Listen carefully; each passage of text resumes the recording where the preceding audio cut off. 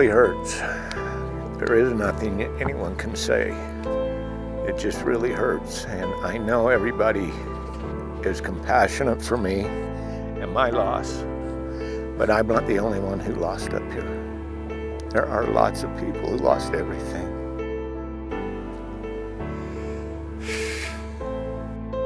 We started building this cabin 10 years ago.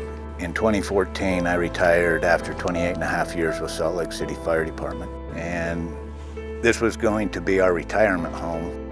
Just flat on the ground. What do you say?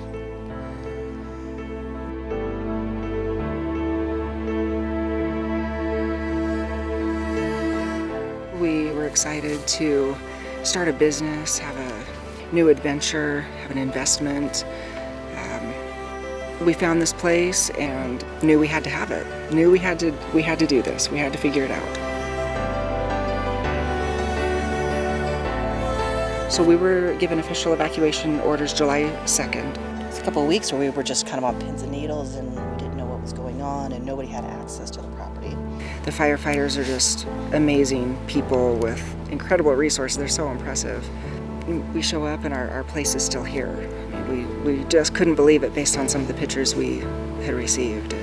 Somehow they're really able to save this slice of heaven is what we call it, and we were just so grateful.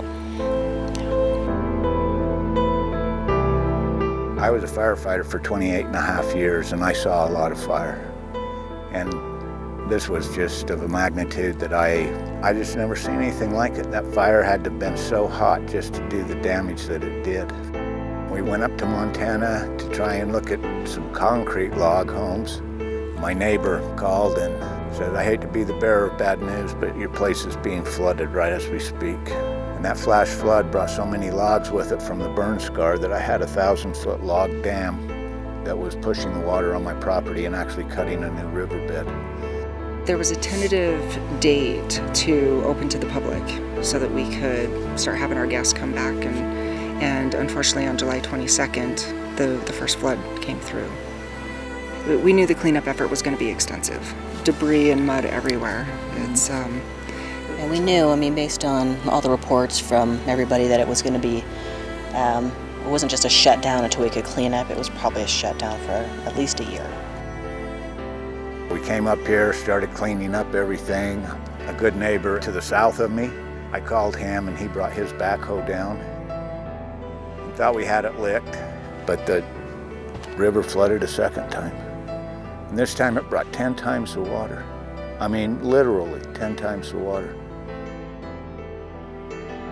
There's a lot of people in the community that we actually got to know, some neighbors who've been extremely helpful. So wonderful. Yeah. And we had a bunch of people who wanted to come help volunteer. We got to work and sandbagged and, helping us, especially clean out the river was a big project. One of the things I think is unique about this particular fire, I really saw the community come together, but not just the people, really the elected officials around here.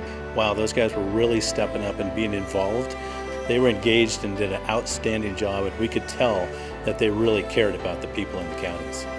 It was amazing to see the community really come together. The mountain of surplus clothes, the mountains of food, the truckloads of water and Gatorade that came into this evacuation center. Truly, I was impressed of the outpouring of the caring and feeding that the community had for those folks that were displaced.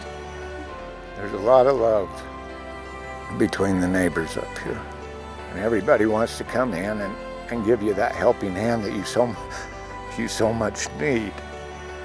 We have received so many phone calls and emails, and we want to come help. We believe in you guys. We want to support you guys. And they're here for us. These are the awesome people we've met this past 2 years. It's incredible.